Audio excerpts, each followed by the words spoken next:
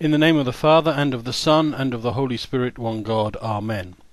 Reliable eyewitnesses. In recent centuries, a critical approach to the Gospels and the Scriptures in general has endeavoured to discover an historical Jesus behind the texts. But of course there is no such thing, as if there were an objective account of Christ that could be preferred to the Gospels. Each historian has produced his own historical Jesus, because it is a matter of fact that any description, any selection of Gospel passages, any rejection of miracles and prophecy is based on the assumptions which the historian himself brings to the text. Of course, this does not mean that the Gospels are to be considered apart from history, but they do not claim to be only history. It is, for instance, rather arrogant of the modern historian to insist that because some political event described in the Gospels is not known to him, it could not have happened. Even in modern history there is so much which is not known, and which only becomes known through the accidental discovery of some document, that the mere fact that some event in the Gospels is not yet known from some other source cannot mean that it did not or could not have happened as recorded. How do we need to approach the Gospels?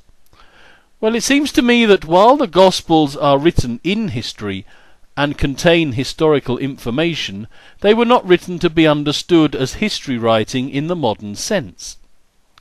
Now, if someone was setting out today to write a history of Winston Churchill, then we would expect every detail to be absolutely correct and verifiable. If his birthday was given as the wrong date, if it was not mentioned that he had been an escaped prisoner during the Boer War, or if his political career was not accurately described, then the authority of the volume would be diminished. But this is not the form which the Gospels take, although they also contain historical matters and are set in an historical context. The form that they take is rather that of testimony. And testimony is not to be considered true or false, as modern historical writing might be, but trustworthy or not.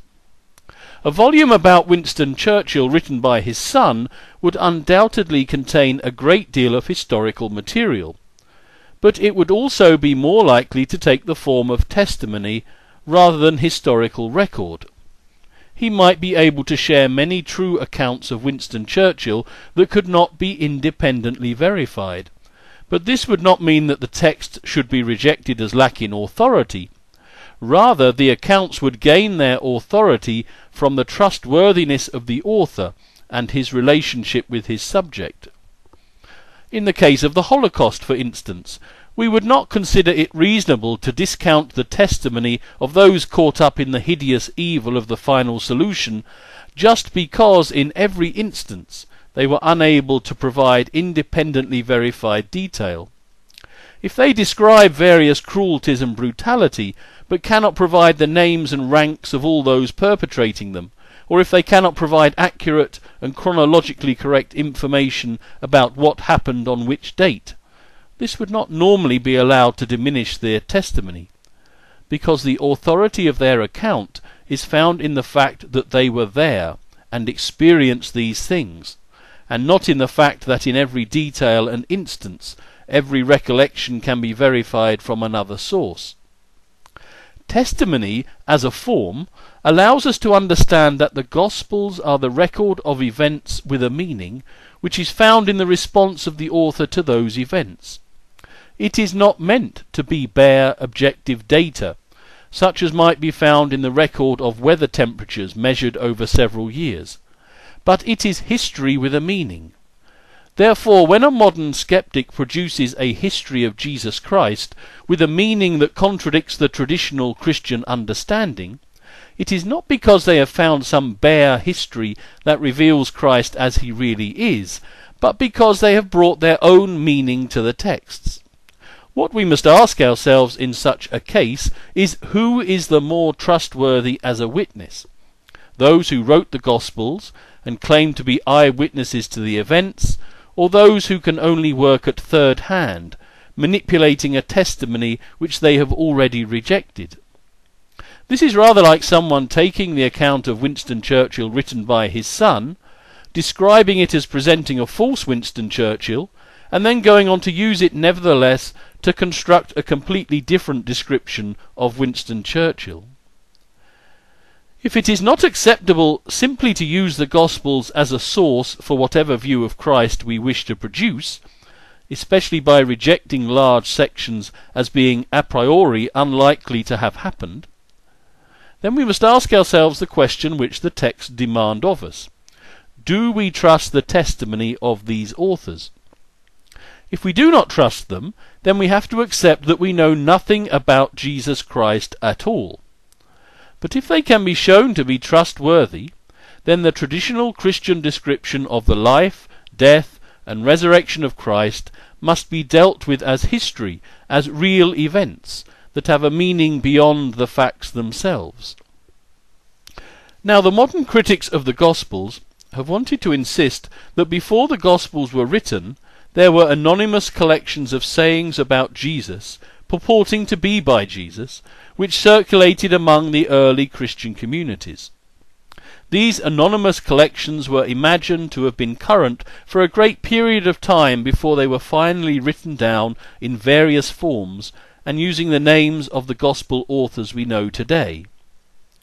Now, some scholars have noted that there can be a conservatism in oral transmission of history, but all of these modern critics would wish to completely separate the original eyewitness testimony from the forms in which it came to be written down. The impression that these critics wish to present is that over a long period of time little stories and sayings were passed around, modified, added to, all entirely separately from the witnesses themselves, who fade into insignificance. And only after this extensive process were the Gospels written as texts which had no direct connection with the events and teachings themselves. But in fact it makes no sense that the Gospels should have been constructed in such a way. In the first place, it would require that all of the eyewitnesses would have to have disappeared and had no influence at all on the early Christian community. Indeed, one scholar who did accept the critical methods introduced in the 20th century nevertheless rejected the idea that the original eyewitnesses had no part to play in the preservation of a coherent description of Christ. He says, "The many eyewitnesses did not go into permanent retreat. For at least a generation they moved among the young Palestinian communities, and through preaching and fellowship their recollections were at the disposal of those who sought information." Now, we do have some evidence, independent of the New Testament itself, that this was so. Papias, the bishop of Hierapolis, not far from Laodicea and Colossae, produced a collection of writings about Christ which is now lost. But excerpts were reproduced as quotations in later writers, including Eusebius, the well-known church historian. Some of the most important excerpts contain information which Papias had about the origins of the Gospels. Now, Papias was writing towards the end of his life in about 110 AD, but he describes a time earlier in his life when he was collecting the various materials which made up his lost work. At that time, which would have been between 80 and 90 AD, he says, "I shall not hesitate also to put into properly ordered form for you everything I learned carefully in the past from the elders, and noted down well, for the truth of which I vouch. And if by chance anyone who had been in attendance on the elders should come my way, I inquired about the words of the elders, that is, what, according to the elders, Andrew or Peter said, or Philip or Thomas or James or John or Matthew or any other of the Lord's disciples, and also what Aristion and the elder John, the Lord's disciples, were still saying. For I did not think that information from books would profit me as much as information from a living and surviving voice." This important passage shows us that in the period before the end of the 1st century, Papias has been in touch with various travellers who had come through his city of Hierapolis from all directions, since it was on a crossroads, and had been careful to ask them for information. What were the sources of this information, and what was this information? In the first place, Papias asked what the elders were saying that Andrew and Peter and the other disciples had said. In the period between 80 and 90 AD of which Papias is speaking, all of these disciples of the Lord had passed away. And so he asks for testimony from the elders who had known these disciples and had heard their testimony at first hand. He does not record that he asked what the elders taught or thought, but what they themselves had heard from the disciples, who were eyewitnesses of the things of which they spoke. More than this, he also records that he asked visitors what Aristion and John the Elder were still saying, because they were still alive, and as disciples of the Lord they were first-hand witnesses themselves. They were living and surviving voices, as Papias described them. There is no sense at all that Papias was accessing an anonymous collection of stories and sayings about Jesus. On the contrary, he was only interested in first-hand testimony, as reported to him directly, or reported through the mediation of those who had been disciples of the disciples.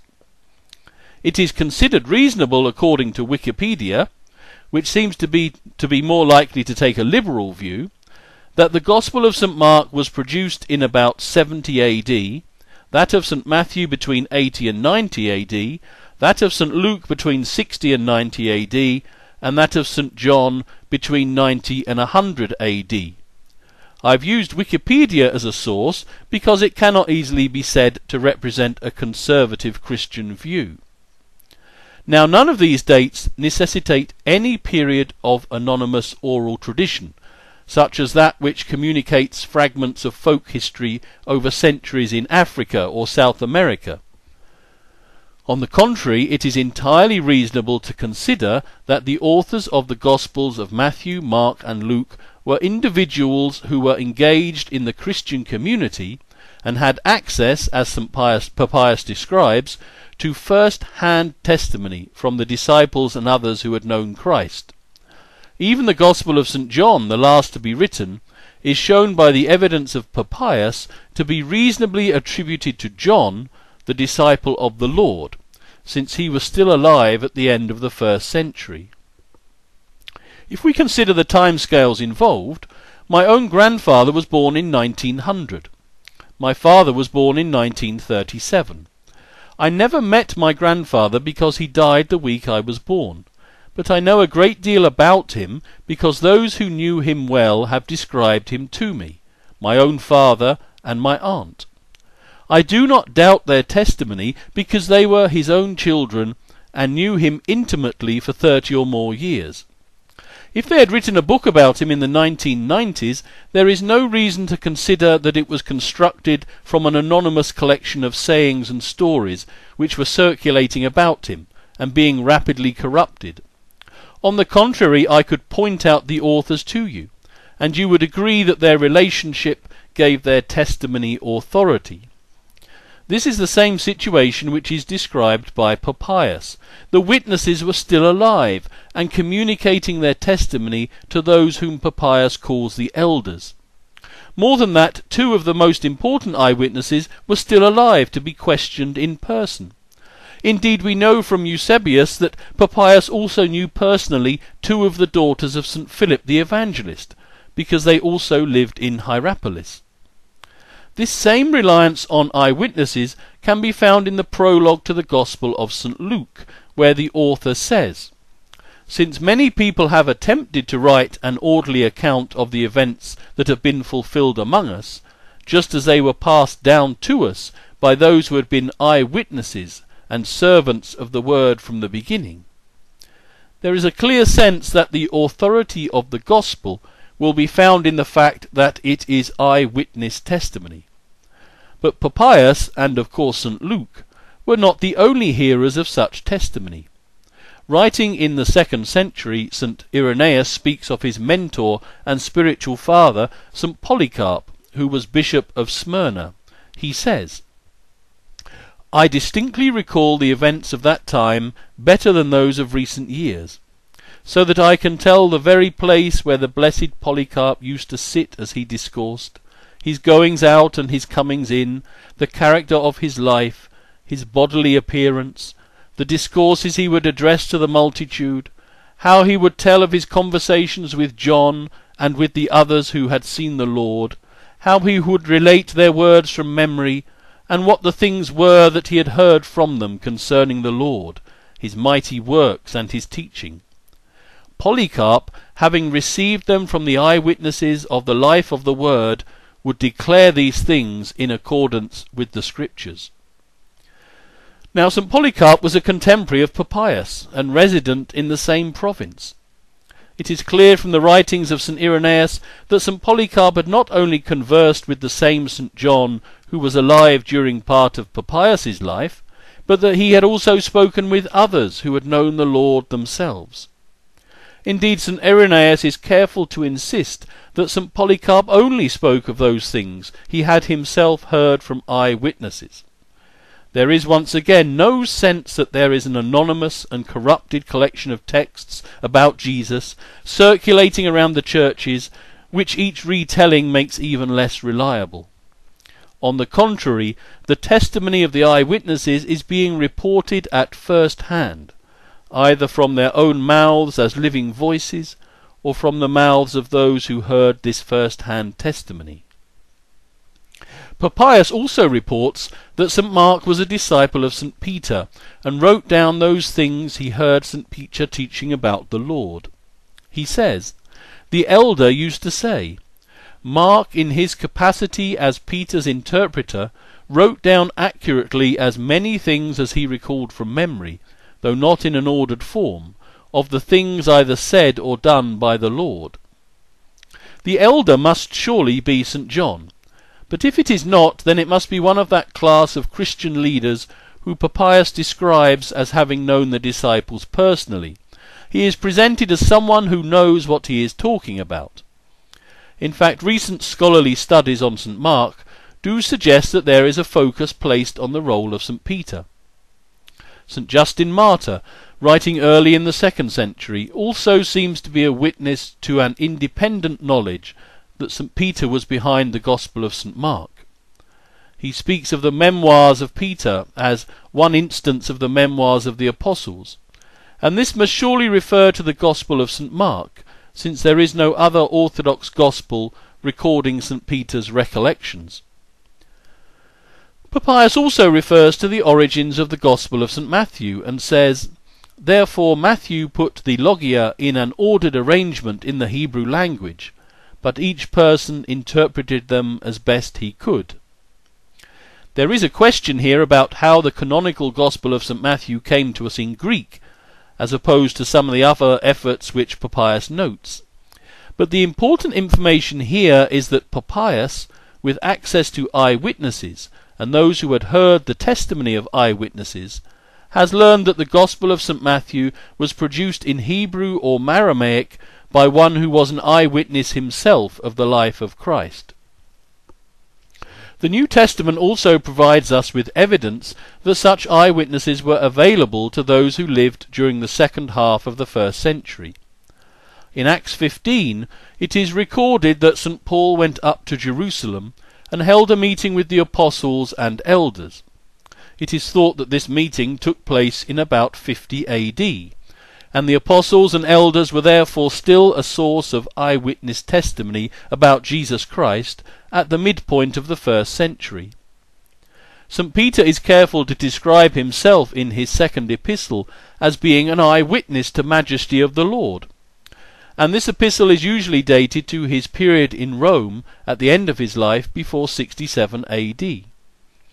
There is also a reference in 1 Corinthians 15 to the more than 500 brethren who saw the Lord after his resurrection, of whom most are still alive, and therefore able to offer first-hand testimony. At the time in which St. Paul writes, this letter is dated to between 53 and 57 AD. Finally, we read in Galatians 1 that 3 years after his call to the apostleship, St. Paul went up to Jerusalem and spent 2 weeks with St. Peter. This would have provided an obvious opportunity for the transmission of a first-hand testimony from one who had been intimately involved in the ministry of the Lord. Now perhaps it could be said that although it is possible eyewitnesses wrote down the things they saw and heard, in fact the Gospels were all constructed separately from the apostolic community and maintain only a very loose connection with anything they may have taught. This would of course require the rejection of the external and internal evidence that the Gospels are the work of eyewitnesses.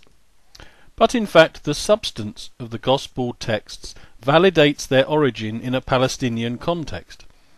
One method which modern scholars have used is to compare the incidents of names in the Gospels with those from other Palestinian sources. When this is done, it shows that in fact the names follow the same patterns of use to a remarkable extent.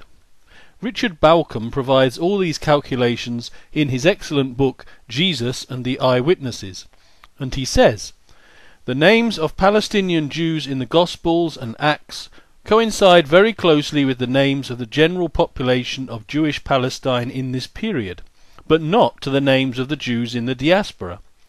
In this light it becomes very unlikely that the names in the Gospels are late accretions to the traditions. Outside Palestine the appropriate names simply could not have been chosen." We can imagine how hard it would be for us to create a number of texts set in France and try to choose names which matched the frequency of those actually used in France. We would have a bit of a guess. Pierre perhaps, Jean maybe, but we would not be able to construct an entire narrative that properly used French names in accordance with actual popularity and frequency. This suggests strongly that not only were the Gospels written in Palestine, but that they represent the real names of the real people who are presented in the narrative. Scholars have also looked carefully at the different names that are used in the Gospels to refer to the Apostles. Sometimes it has seemed that each Gospel refers to a different group of people, but studies have shown that the use of names, patronymics, nicknames, place of origin, occupation, and even names in 2 languages were all carefully utilized to identify these 12 men most carefully. If the Gospels were simply a constructed myth, then why would anyone choose so many possibilities for confusion? Why have several Simons, for instance? The fact is, as modern scholars have now determined, that the 12 form the core of the Gospel accounts, together with Christ, and their exact identification was always important to each Gospel writer. If the Gospels were simply later constructs with no connection to the eyewitnesses, then 12 completely different names would have been chosen to identify the 12.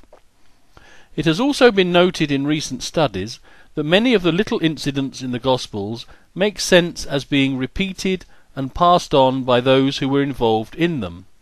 There are many incidents where those who appear are left unnamed, but there are others where the key figure has a name, and often will have some church tradition associated with them, that in later life they were known members of the Christian community.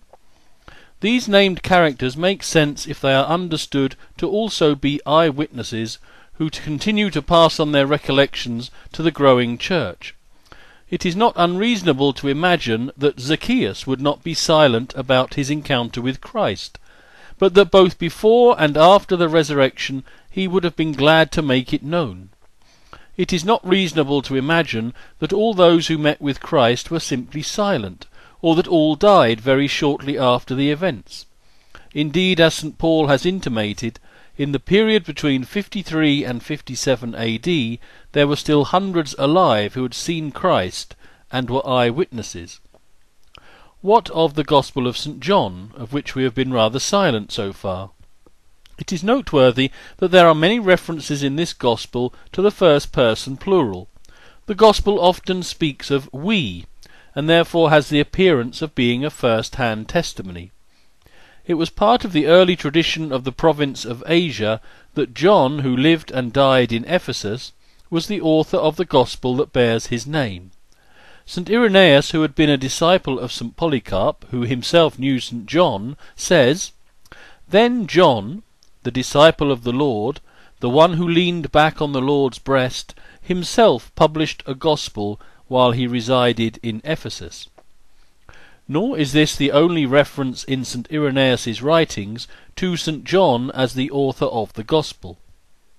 He also recounts a story he heard from St. Polycarp about how St. John had attended the public baths, and seeing the heretic Cerinthus there, he fled the building in case it should collapse. There is no reason to doubt that St. Irenaeus heard such a saying from Polycarp, and if such a saying was trustworthy, then the other traditions which he received, as from the mouth of St. John the eyewitness, are surely also trustworthy.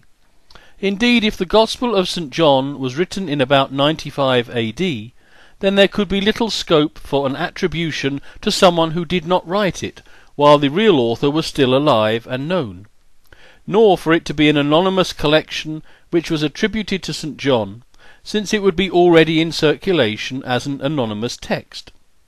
There is in fact no reason to dispute the attribution of the Gospel to St. John, who was still alive in 95 AD, and it was based on his authorship of the Gospel in his old age, indeed at just the point when it would be becoming most necessary as a means of preserving his first-hand testimony.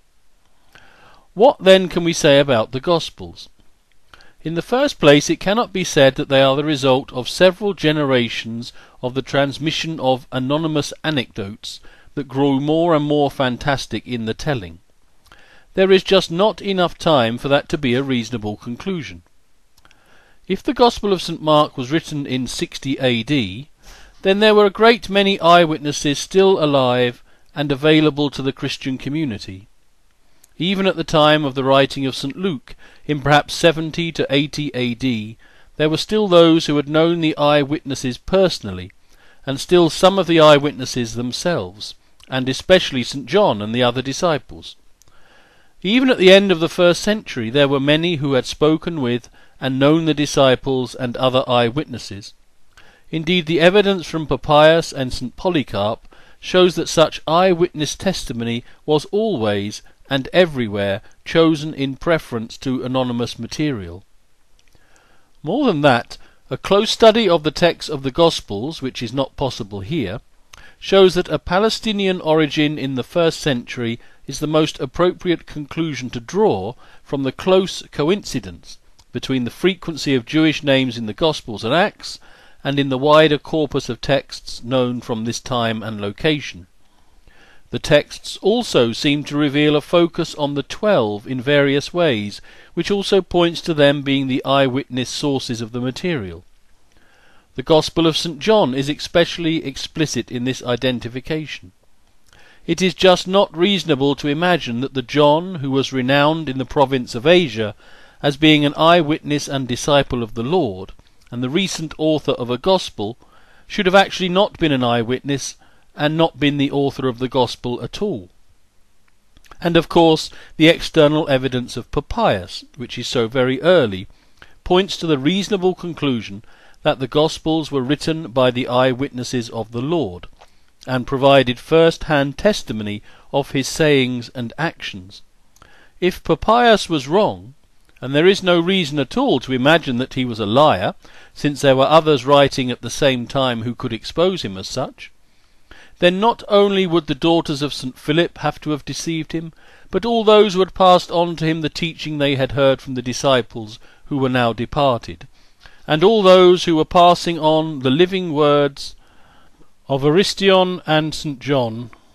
On the contrary, there are no variant traditions which assign the Gospels of St. Matthew, Mark, Luke and John to other authors. Everything fits together reasonably. And the very fact that there are 4 canonical Gospels, whose contents are significantly consistent, does point to the apostolic and eyewitness origins of the documents. If they had simply been collections of anonymous sayings, against which all the evidence seems to point, then there would be many more Gospels all competing for authority, and the attribution to the disciples would not be consistent. But in fact there are only 4 canonical Gospels, and there have only ever been these canonical Gospels, and the attribution has always been the same as the witness of writers such as Papias and St. Irenaeus shows. More than that, the differences in the Gospels are entirely appropriate to eyewitness accounts, which have the authority and trustworthiness of first-hand testimony. It was not possible to absolutely harmonize the Gospels, because this was what St. Luke had actually written, and this was what St. Mark had actually written, as he heard it from St. Peter. Such variety is to be expected in first-hand testimony. But the fact that the Gospels are also so similar is also a reasonable sign that it is based on eyewitness accounts.